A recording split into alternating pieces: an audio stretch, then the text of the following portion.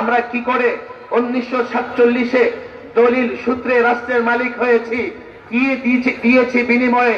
আমরা এই রাষ্ট্রের মালিক হবার আগে 200 বছর আমরা রাষ্ট্রের জন্য রক্ত দিয়েছি। ইংরেজ যখন এই রাষ্ট্র ভারত ভূখণ্ড দখল করে নিয়েছিল, ইংরেজ বিতরণ করে, ইংরেজ বিদরিত করে, ইংরেজ তাড়িয়ে এই রাষ্ট্র স্বাধীন করবার জন্য, এই রাষ্ট্রে আমার মালিকানা প্রতিষ্ঠিত করবার জন্য 200 বছর আমরা লড়াই করেছি।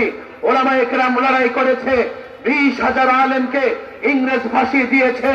দিল্লির ট্রাগরোড থেকে খাইবর পর্যন্ত গাছের দুই ধারে এমন কোন গাছ ছিল না রাস্তার দুই ধারে যেখানে আলেমের লাশ ঝুলে নাই। দিল্লির জামে মসজিদের বারান্দায় ফাঁসির মঞ্চ তৈরি করে সকাল বিকাল আলেমকে ফাঁসি দেওয়া হয়েছে। আমি ইতিহাস বলতে চাই না, আমি বাস্তবতা বলি। শোনো, কান খুলে শোনো।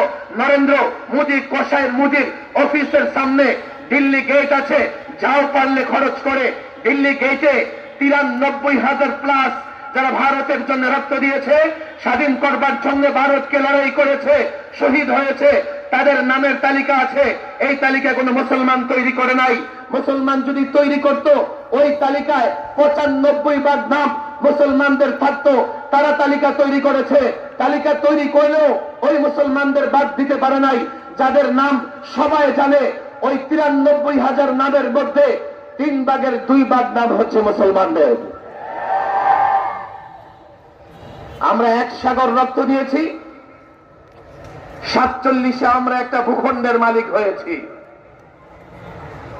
এই প্রজন্মকে বুঝতে হবে, 1 সাগর রক্ত দেওয়ার পরে 47-এ একটা ভূখণ্ডের দলিল আমাদের নামে হয়েছে, মুসলমানদের নামে হয়েছে।